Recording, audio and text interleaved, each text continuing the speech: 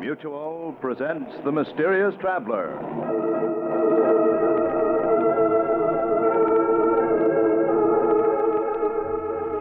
This is The Mysterious Traveler, inviting you to join me on another journey into the realm of the strange and the terrifying. I hope you will enjoy the trip, that it will thrill you a little and chill you a little. So settle back, get a good grip on your nerves, and be comfortable. If you can.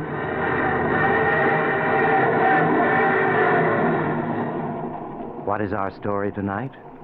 Why, tonight we're going to see what happens when an honest man yields to temptation and descends into the murky depths of murder and despair. It's the story I call Dark Destiny.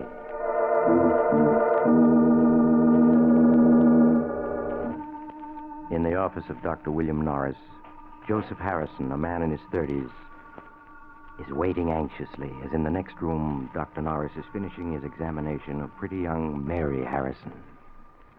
It isn't anything serious, is it, Dr. Norris? Please tell me it isn't. I'm afraid it's too soon to say, Mrs. Harrison. Until the X-ray plates are developed, I can't say yes or no. And now, your husband is waiting outside, and he's probably beginning to worry, Yes, so... of course, Doctor. Poor Joe, he does worry about me. Well, here's your wife, Mr. Harrison. You must have thought I'd kidnapped her. Well, no, but I was getting a little worried, Doctor. I hope you didn't find anything very wrong. Well, I took a complete X-ray series. I won't be able to tell much until they're developed. I'd like Mrs. Harrison to come back the day after tomorrow, if she can. Of course, Doctor. Any time in the day that's convenient to you will be quite all right. And meanwhile, I'll write out a prescription your husband can have filled. Will you step in a minute, Mr. Harrison? Sure thing. I'll be with you in a minute, Mary. All right, darling. Won't you sit down, Mr. Harrison? All right. What is it, Doctor? Bad news? I'm afraid so. Does that mean Mary's going to die? No, Mr. Harrison. Not that serious. But within a few months, she will be confined to her bed. I'm afraid she faces a life of invalidism. Oh, no. No, it can't be. I'm sorry, Mr. Harrison. Doctor, there must be something you can do for her. Well, I don't want to raise your hopes, but... Yeah? There's one doctor in this country who, through a very remarkable type of operation, has been able to help people like your wife. Why didn't you say so? Let's get him. Well, I must warn you, Mr. Harrison, this operation doesn't always meet with success. In many cases, the patient shows no improvement at all. After all, it's still in the experimental Look, stage. if there's one chance in 100, I want Mary to have that chance. Now, please, get this doctor to operate on my wife. All right, I'll try. But his services are in great demand. And, his average fee for an operation is about $1,500. $1,500? Of course, if you can't afford that, he might consider the circumstances. No, I can afford it. I can afford anything that Mary needs. Very well, then I'll get in touch with him at once. Yeah, sure. You make the arrangements right away. I'll get hold of the money. I'll have it by tomorrow, sure.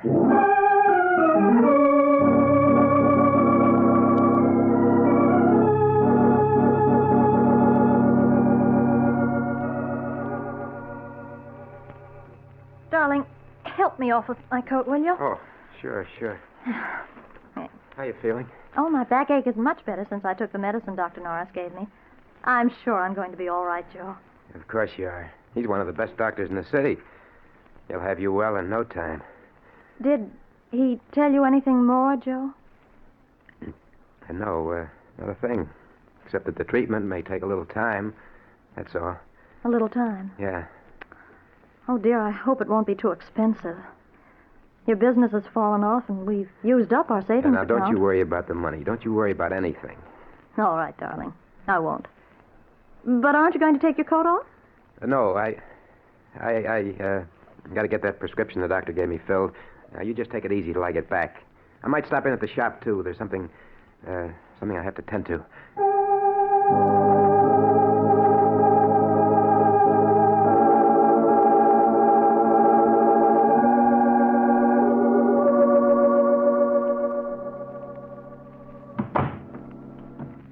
The Danvers, I'm Joe Harrison. Oh, yes, Mr. Harrison. Please sit down. Thank you. I see that you want to borrow $1,500 from us. That's right. I've got to have it right away. Unfortunately, the security you wish to offer your home is... What's wrong with it? It's a swell little house in a good section. It's all in good repair. Houses are worth money these days. Quite true. But you already have a first and second mortgage on it, and well, prices are falling, so I'm afraid we can't make any further loans on it. I've got to have the money. I've just got to... I'm sorry to hear that, because there's nothing we can do to help you. Then forget about the loan. I'll sell the house. Plenty of people want houses. That's true, too, but I don't think you can possibly clear much over the mortgages on a sale. A few $100s, perhaps. You see, those mortgages were issued when prices were at their peak. And now, well, things have changed. Yeah, I see they have.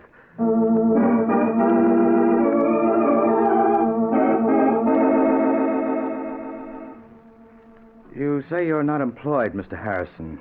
No, I own a shop. You see, I'm a locksmith. That means you're never certain of your income. Now, if you had a job, a regular income that could be depended upon... What are you getting at? You mean you're not going to let me have the money? I'm afraid I can't, Mr. Harrison.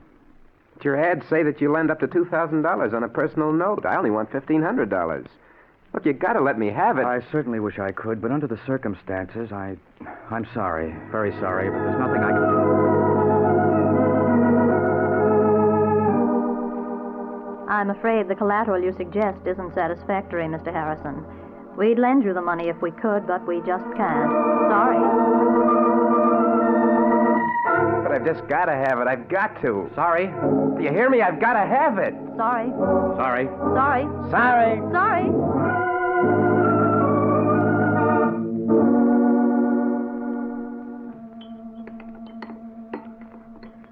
Joe, you're not eating. And you're so quiet. Is anything wrong? What? Oh. No, of course not. You're worrying about me, aren't you? No, Mary, of course not. I was just thinking about some changes at the shop. Darling, you don't have to lie to me. I know you're worrying. But I'm going to get better. Really, I am. I promise it. Sure you are. Sure. Dr. Norris said so. You're going to be well in no time. Well, I have to go out now. I have an appointment with Horace Latimer. You remember I told you about him? We grew up together. I may be pretty late, so don't wait up for me.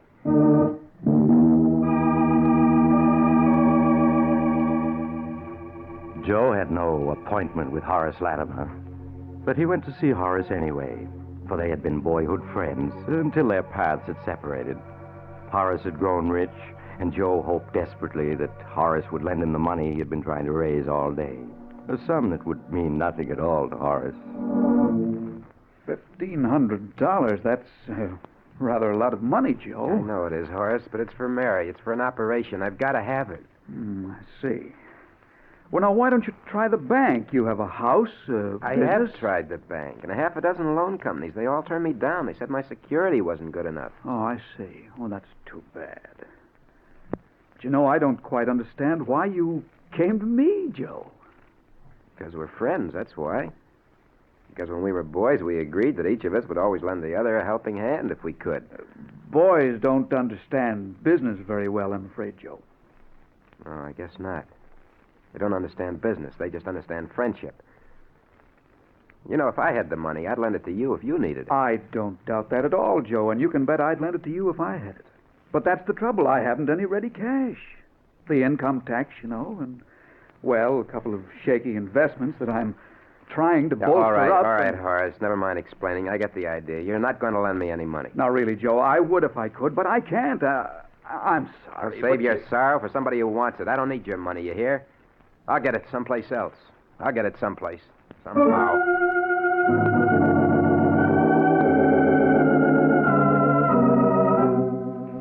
After he had slammed out of Horace Latimer's expensive home, Joe stood for a moment on the dark street corner, staring back with bitterness in his face. Yeah, you're sorry. I'll bet you are. What a sap I was to think you were a pal of mine. I should have known better. I should have known. Buddy? Huh? You speaking to me? Oh, no. Sorry, I guess I was just thinking out loud. That's okay. Hey, got a match? Match? Sure, yeah. Here you are. Thanks. Okay, hold it just like that. Make a move and I'll plug you. Gun? Why, well, you're... Yeah, this is a stick-up. Hand over your dough and make it fast, see? My dough? That's a hot one. I'm out trying to raise money, and so are you. Well, I only got $1 on me. Take that if you want it.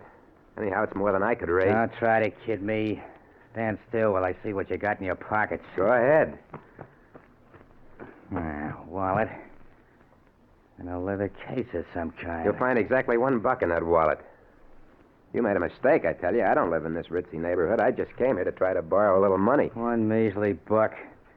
But I'll bet you got a roll hidden in this leather case. It's heavy enough. There's nothing in there but my emergency kit. Yeah, well, I'll see for myself. This kit is full of skeleton keys and pick locks and stuff. What are you, anyway, a second-story worker? I'm a locksmith and a safe repairman, if it's anything to you. Oh, yeah? Yeah. Now, how about taking that $1 and letting me go on my way? I'm in a hurry. Not so fast, pal. Were you leveling just now when you said you were trying to raise dough? Sure I was. I got to have $1,500 by tomorrow. And what's it to you? You'd be surprised, pal. Okay, I'm putting the gun away, but you ain't leaving yet. Why not? Because me and you are going to talk business. I got a plan that'll get us both all the dough we need. 2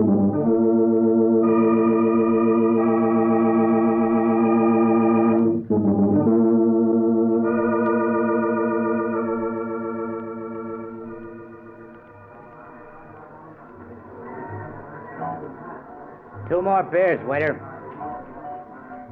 Well, Joe, is it a deal on my proposition? I don't know, Mike. Sure you do. There's nothing to it. You can open locks and safes. Yeah, And I know a house where there's a safe with plenty of dough in it. You and me together, we'll go get it. We'll make a team. but burglary.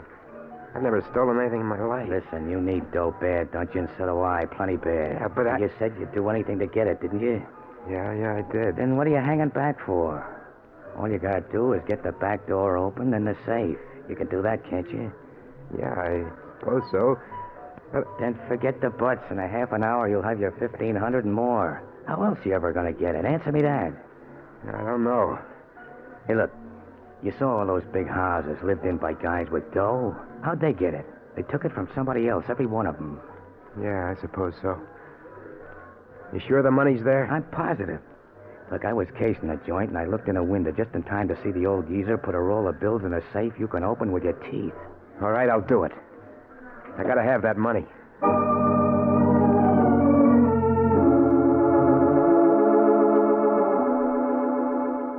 And so, half an hour later, Joe and his newfound acquaintance stood in the shadows of the rear entrance of an imposing brick house, listening intently. Not a sound anyplace. Good thing there's no dogs around. 1 o'clock. Everybody's hit the hay long ago. This'll be a cinch. That lock looks easy enough. I shouldn't be doing this.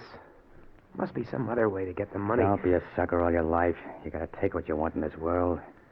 Go on, get the door open. Gotta get inside before we're spotted. Well, all right.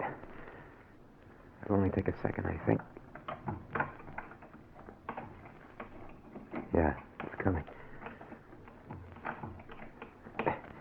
There, it's unlocked. Let's get inside. Come on. There. Good. We're in, and nobody spotted us. The safe's in the library this way. Don't make any noise. You sure there's only the 2 of them in the house? Yeah. The old guy and his butler. Probably both deaf as posts. Here we are. Here's the library door. Come on in. The safe's behind a picture on this wall. That picture there? Yeah, that's the one. Now lift it down. There you are. There's the safe. Just a kid's toy.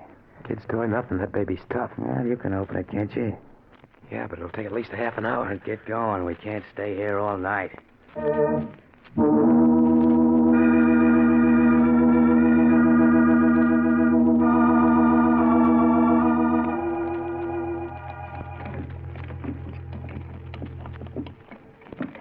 Hurry it up. You've been 40 minutes on that thing. I told you it was tough. It's coming now. There. Here. About time, too. Now, let's see what's in it. Here's the cash box. Wait till I open it, and we'll know what we got. There, look. Oh, cash, Mazuma. What did I tell you? There must be thousands there. Easy, come on. Let's count it and divvy it up. No. Never mind. Just give me the 1,500. That's all I want. You can keep the rest. You kidding? No, that's all I want. Just the 1,500 that I need. Okay, if that's the way you want it. Here you are. 10, 11, 12, 13, 14, $1,500 bill. $1,500. This for an hour's work? Easy money, huh? Hey, look, what do you say we crack a couple of more cribs tonight? No. I just want to get out of here now. Someone's coming. Someone's coming? Yeah. Here, get behind this door. I'll take care of this. What are you going to do? Never mind. Now shut up. Who's there? Jenkins? Jenkins, is that you? The safe's open. The burglars. Jenkins! Jenkins, call the police, quick! Nobody's calling any cops tonight, mister. Why, you're a thief! Jenkins! Jenkins! Maybe that'll convince you. Why did you hit him? What'd you expect me to do? Hold his hand? Wait a minute. He looks like he's dead. I wouldn't be surprised. He don't seem to be breathing any to speak of. That's murder. So it's murder. You're in it just as much as me. Don't forget that. Yeah. I'm an accessory to murder. Cut the guff and let's get out of here. Or do you want to get caught? No, of course not. Then come on, let's get going.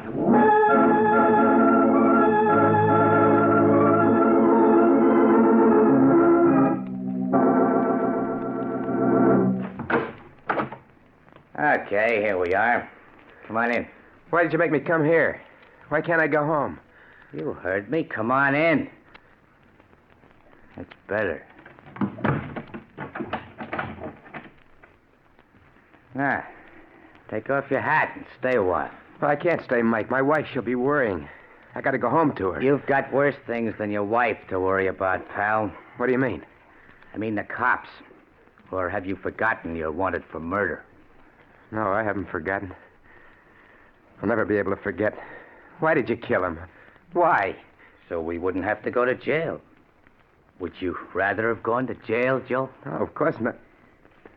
Yes, I would. Well, I'm all mixed up. How did I get into this anyway? You needed dough. That's how you got into this, and you got it. So cut out the sob stuff. We're in the clear. Nobody got a peep at it. Why won't you let me go home? Why do you make me come to your room here? 2 reasons.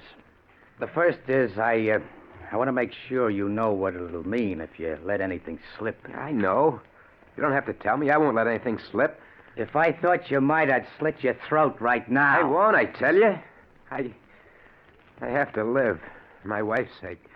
Okay.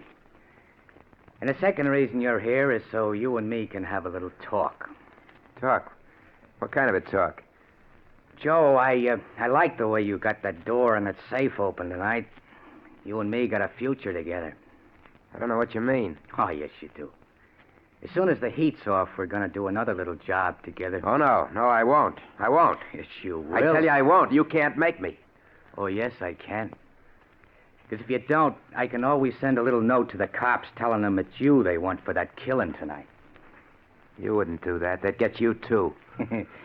I'd be a long ways away by then, but you can't get away. You got a business here and a sick wife. You couldn't leave them. Well, now you see why you're going to do what I say? You dirty...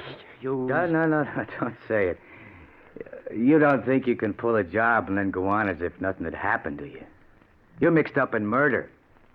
And somebody's always got to pay for murder. One way or another. I only did it for Mary's sake. Don't matter why you did it. You're in it now and you can't get out. Not without paying in some way. I got a good mind to go to the police, to confess. Get this off my chest. Oh, no, you don't. You see this gun? I'd plug you in a second if I... Get away. Let go of my hand. Let go. You got me into this. You're not going to make me go any further into it. Take that away from you. Mike. Mike. He's dead. He's dead. He tried to shoot me and shot himself. I gotta get away from here. I gotta get back to Mary.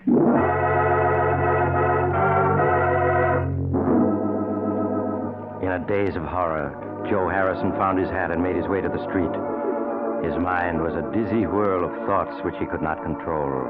They went around and around in his head. I'm a murderer. They'll catch me. They'll hang me. I didn't mean to do it. I just wanted the money. The money was all I wanted. The money to make Mary well, that's all. Now they'll catch me. They'll hang me. They must. I got to escape. Got to. Mike said the murder has to be paid for somehow. That isn't true. Sometimes you can escape if you're lucky. I just got to be lucky. I need a drink. Got to have a drink before I go crazy. So Joe Harrison stumbled into a tiny bar on a dark street. Struggling to control his shaking hands and to keep his voice normal, he ordered a double rye and gulped it down. Then, as his senses cleared a little, he heard the radio at the end of the bar broadcasting a warning to the city. The police department is asking you to be on the lookout for the following man. Wanted for the brutal murder committed in Gramercy Park section 2 hours ago. Please make a note of the following description given by the victim before he died. The description follows. Hey, look, buddy, what's the idea? What'd you shut the radio off for? Answer me, what'd you do it for? Because I was sick of listening to it, that's why. Oh, is that so? Well, I'm not, see? And I got an idea maybe there was some other reason you didn't want to hear it. So I'm going to turn it on again. No, you mustn't. Well, I'm going to. And if you want to make a try for a break, I got a gun right here under the bar, you see? Now let's hear what the killer looked like. I repeat, be on the lookout for a man of medium height, lean and wiry, with reddish-brown hair. If you see such a man, report at once to headquarters. We now turn you back to our regular night program of popular dance tunes. Lean and wiry with reddish-brown hair, huh? Well, that ain't you. You're kind of heavy-set and black-haired. For a minute there, you had me going. I was positive you was the killer, the way you didn't want me to hear the description. Just jumpy, huh? Yeah. Well, here, have another drink on the house, huh? Oh, thanks. I gotta go home. I need some sleep. Yeah, that's what I need. Some sleep.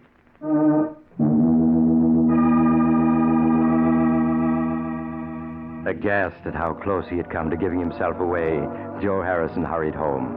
It was Mike the police were looking for, not Joe Harrison. It was Mike whose description they had. Joe Harrison was safe. Safe. Hardly able to believe in his own good luck, Joe reached his home and let himself in. Mary was already asleep. Quietly, he got into bed and at last fell asleep himself.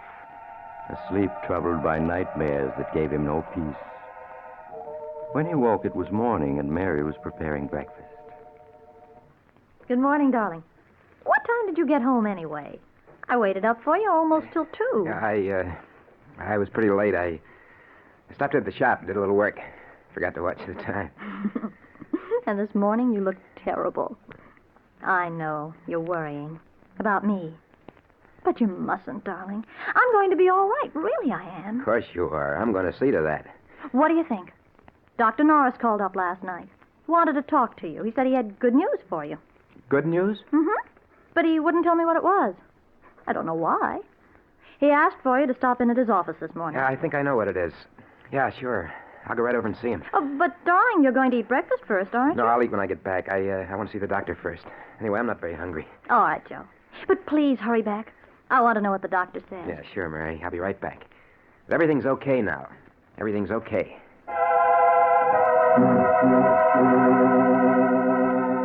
After he left the house, Joe bought a morning paper. Big headlines told of the murder the night before, but he scarcely saw them. His eyes hurried through the story until he found what he was looking for. The news that Mike's body had been found. The man Mike had struck had given his butler Mike's description before he died, but he hadn't seen Joe at all. So the police had listed Mike's death as a suicide or an accident and closed the case. Joe Harrison was safe. Perfectly safe. Safe. I'm safe. Sometimes you can get away with murder, not have to pay anything. If you're lucky. And I've been lucky.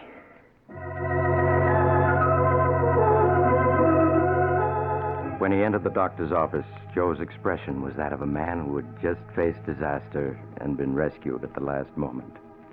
He seated himself and tossed the folded newspaper into the wastebasket. Good morning, Doctor. Mary said you phoned that you had good news. Oh, yes, Mr. Harrison. Yes, I called you last night after I got in touch with the surgeon I spoke of yesterday, Dr. Nelson Richards. I wanted to tell you that he had agreed to operate on your wife. That's swell, Doctor. That's swell. I got the money right here in my pocket. The money, yes. Yes, I was going to tell you that Dr. Richards had said not to worry about that. You could take as long as you wanted to pay it. As long as I wanted. Then it wasn't necessary. I didn't have to do it. I didn't have to do it. I'm afraid I don't understand, Mr. Harrison. Oh, never mind, Doctor. I mean, here's the money. I got it right here. I want to pay for it. He's got to take it right away. What's the matter? Why are you looking at me like that for? The operation is going to cure Mary, isn't it? You said it would. You can't go back on your word now. You can't, do you hear? It's not that, Mr. Harrison. Yes, the chances are the operation would have cured your wife. But, well, unfortunately, Dr. Richards was the only man in this country able to perform it. Well, so what? He said he'd do it, didn't he? So what's the hitch? Mr. Harrison, Dr. Richards won't perform the operation now. Why not? Dr. Richards was tragically killed last night by a burglar who broke into his home on Gramercy Park.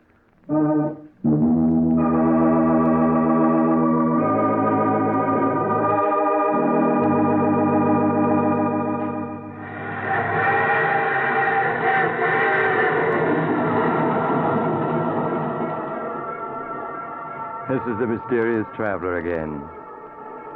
Fate plays strange jokes sometimes, doesn't she? Poor Joe Harrison. He forgot that good can never come out of evil, and that crime must always be paid for by someone.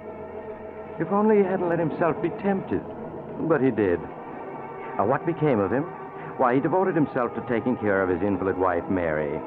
But his deed continued to weigh on his mind. And when she died several years later, he confessed everything to the police. I do hope his experience is proof that crime really doesn't pay. I always say... Oh, you have to get off here. I'm sorry. But I'm sure we'll meet again. I take this same train every week at this time.